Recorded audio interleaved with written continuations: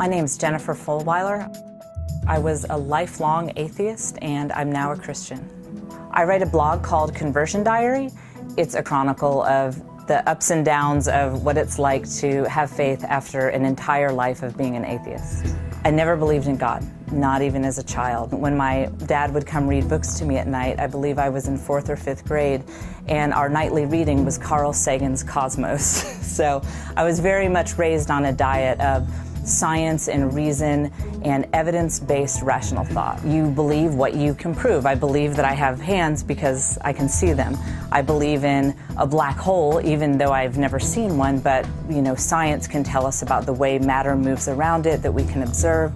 And so this very rational worldview always made sense to me on a fundamental level.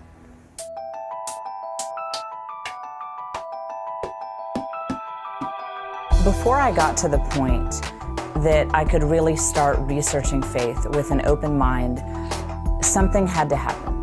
And for me, that occurred after my first child was born. I looked down and thought, what is this baby?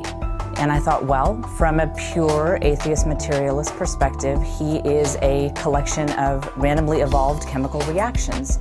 And I realized if that's true, that all the love that I feel for him, that it's all nothing more than chemical reactions in our brains. And I looked down at him and I realized that's not true.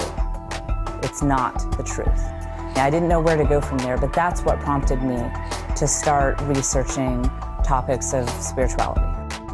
I got my books about Buddhism and about every religion except for Christianity, basically. I assumed that anything could be true except for Christianity.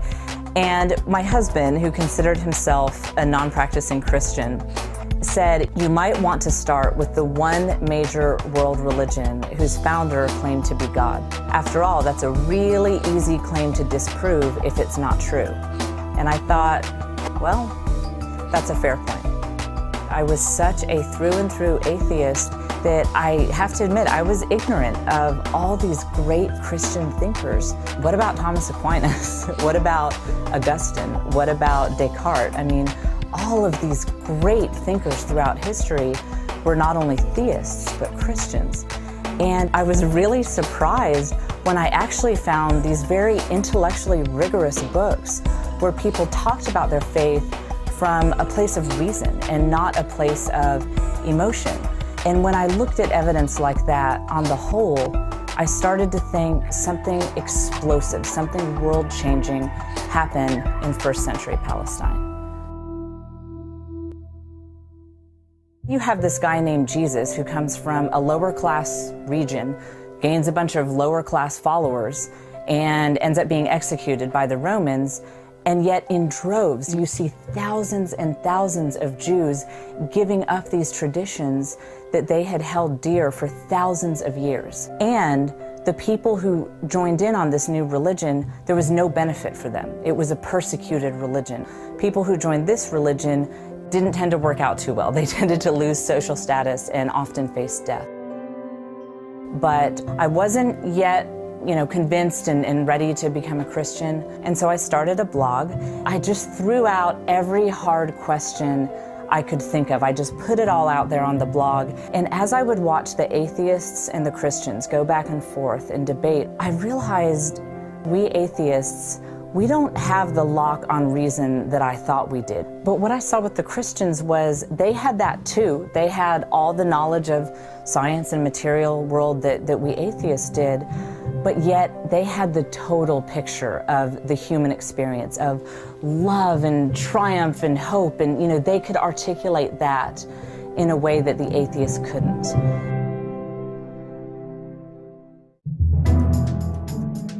It wasn't until after I had made the intellectual decision to become a Christian that I think I finally believed it in my heart.